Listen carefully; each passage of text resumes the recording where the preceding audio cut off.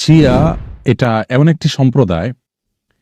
শিয়াদের পরিচয় জানার আগে শিয়া শব্দের অর্থ আমাদের জেনে নেওয়া দরকার। শিয়া শব্দটি বলতে মূলত দল, উপদল বা অনুসারীদের কোনো গোষ্ঠী এটা বোঝানো হয়। শিয়া বলতে বোঝানো হয় শিয়াতু আলিয়িন বা আলী রাদিয়াল্লাহু তাআলা আনহুর অনুসারী গোষ্ঠী, এদেরকে শিয়া বলা হয়। বা আহলে বাইত রাসূল করিম সাল্লাল্লাহু আলাইহি সাল্লামের পরিবার কেন্দ্রিক যাদের ভক্তি, বিশ্বাস এগুলো গড়ে উঠেছে, তাদেরকে সাধারণত শিয়া বলা হয়। শিয়াদের উৎপত্তি এটা সাহাবায়ে কেরাম রিদওয়ানুল্লাহ তাআলা আজমাইন তাদের যুগ থেকেই বলতে পারি। এবং শিয়াদের উৎপত্তির পেছনে যে লোকটি ছিল তার নাম হলো আব্দুল্লাহ ইবনে সাবা। ইহুদি ছিল, পরবর্তীতে সে মুসলিমদের বেশ ধারণ করে মুসলিমদের ক্ষতি সাধন করার জন্যই মূলত এই গ্রুপটির তারা আবিষ্কার করে। শিয়াদের সম্পর্কে আমাদের দেশের সাধারণ মুসলমানদের মধ্যে ধারণা খুবই কম। আমরা অনেকেই মনে করি মুসলিমদের মধ্যেই একটি সাধারণ দল শিয়া, অথচ শিয়াদের যে সমস্ত বিশ্বাস আছে সে বিশ্বাসগুলো ইসলামের একেবারে মৌলিক বিশ্বাসগুলোর সাথে অনেকগুলো বিশ্বাস আছে যেগুলো সাংঘর্ষিক। অনেক ভাই বোনরা মনে করেন যে শিয়াদের সাথে আহলুস সুন্নাহ ওয়াল জামাআতের, অর্থাৎ যারা কোরআন এবং সুন্নাহকে দলিল হিসাবে গ্রহণ করে সেটাকে অনুসরণ করে, তাদের সাথে শিয়াদের একটা পার্থক্য তারা মনে করেন যে শুধুমাত্র খেলাফত নিয়ে, অর্থাৎ আবু বকর রাদিয়াল্লাহু তাআলা এবং আলী রাদিয়াল্লাহু তাআলা আনহুর ভিতরে কে বেশি খেলাফতের হকদার এটা নিয়ে মত পার্থক্য। আসলে বিষয়টা তা নয়, বরং শিয়াদের বিশ্বাসগুলোকে একত্র করা কঠিন। তাদের মধ্যে অনেকগুলো দল উপদল আছে, তার ভিতরে কমন কিছু বিশ্বাস আছে বেশিরভাগ শিয়ারা লালন করে।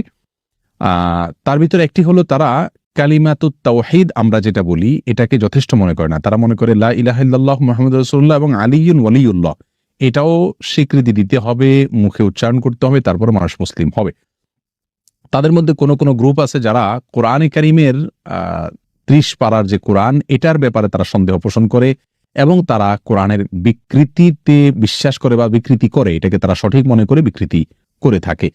তাদের মধ্যে বড় অংশ বা সবচেয়ে বেশি অংশ বলা যেতে পারে, প্রায় সবাই বলা যেতে পারে, তারা সাহাবীদেরকে সবাইকে কয়েকজন বাদে আলী রাদিয়াল্লাহু তাআলা আনহু, আব্বাস রাদিয়াল্লাহু তাআলা আনহু সহ কয়েকজন বাদে হাসান হোসেন, ফাতেমা রাদিয়াল্লাহু তাআলা আনহুম সহ আহলে বাইত যারা তারা ছাড়া বাকিদেরকে তারা কাফের মনে করে এবং সাহাবীদেরকে গালমন্দ করাটা এটাকে তারা সওয়াবের কাজ মনে করে, ইবাদত মনে করে। আয়েশা রাদিয়াল্লাহু তাআলা আনহা রাসূল আকরাম সাল্লাল্লাহু আলাইহি ওয়াসাল্লামের সহধর্মিণী, তার চরিত্র নিয়ে তারা সন্দেহ করে, যার চরিত্রের বিষয়ে কোরআনে কারীমে সূরা নূরে আল্লাহ সুবহানাহু ওয়া তাআলা পরিষ্কারভাবে ঘোষণা দিয়েছেন। যাই হোক, এ হলো মোটামুটি শিয়াদের কয়েকটা জঘন্য বিশ্বাসের আলোচনা। এবারে আসি শিয়াদের একটা বিশেষ দল, তাদেরকে ইসনা আশারিয়া বলা হয়। মূলত ইসনা আশার শব্দের অর্থ হলো 12।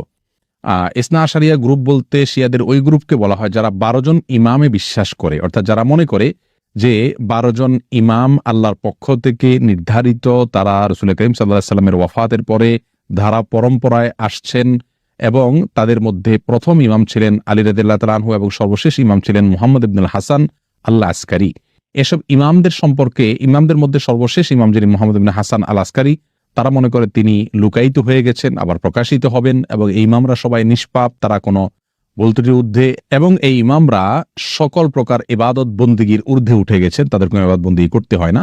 এই বিশ্বাসগুলো লালন করে থাকে ইসনা আশারিয়া গ্রুপ। শিয়াদের ব্যাপারে আমাদের ধারণা কি হবে, তাদেরকে আমরা কাফের বলবো কিনা? উত্তর হলো, শিয়াদের মধ্যে যারা আয়েশা রাদিয়াল্লাহু তাআলা আনহার চরিত্র নিয়ে সন্দেহ করে, কোরআনের ব্যাপারে যাদের সন্দেহ রয়েছে এবং বিকৃতি সাধন করে থাকে, এবং কেউ কেউ আছে রাসূল করিম সাল্লাল্লাহু আলাইহি ওয়াসাল্লামের রিসালাত নিয়েও সন্দেহ করে। তারা বলে যে জিবরিল ভুলে রাসূল করিম সাল্লাল্লাহু আলাইহি ওয়াসাল্লামের কাছে রিসালাত নিয়ে আসছিল মূলত আলী রাদিয়াল্লাহু তাআলার কাছে। এরকম আর অনেকগুলো বিশ্বাস লালন করে। এই সম্প্রদায়গুলোকে বা এইরকম বিশ্বাস লালনকারীদেরকে আমরা মুসলিম মনে করতে পারি না। তবে হ্যাঁ, তাদের মধ্যে অনেকগুলো গ্রুপ আছে যাদেরকে সরাসরি কাফের বলা যায় না, তাদের অনেকগুলো ভুল এবং ভ্রান্ত বিশ্বাস রয়েছে।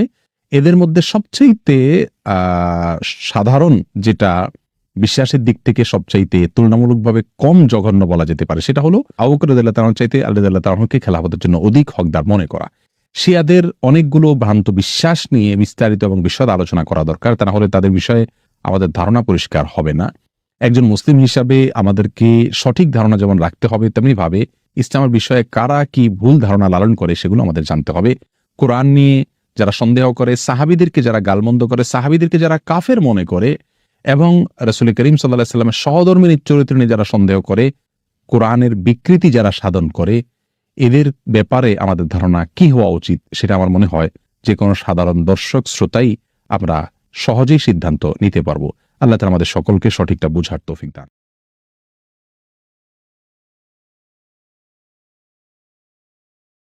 আমাদের এই ভিডিওটি যদি আপনার ভালো লেগে থাকে তাহলে ভিডিওতে একটি লাইক দিতে পারেন এবং আপনার প্রিয়জনদের সাথে শেয়ার করতে পারেন এবং এইরকম আরও ভিডিও পেতে আমাদের ইউটিউব চ্যানেলটি সাবস্ক্রাইব করে পাশে থাকা বেল আইকনটি অন করে দিন।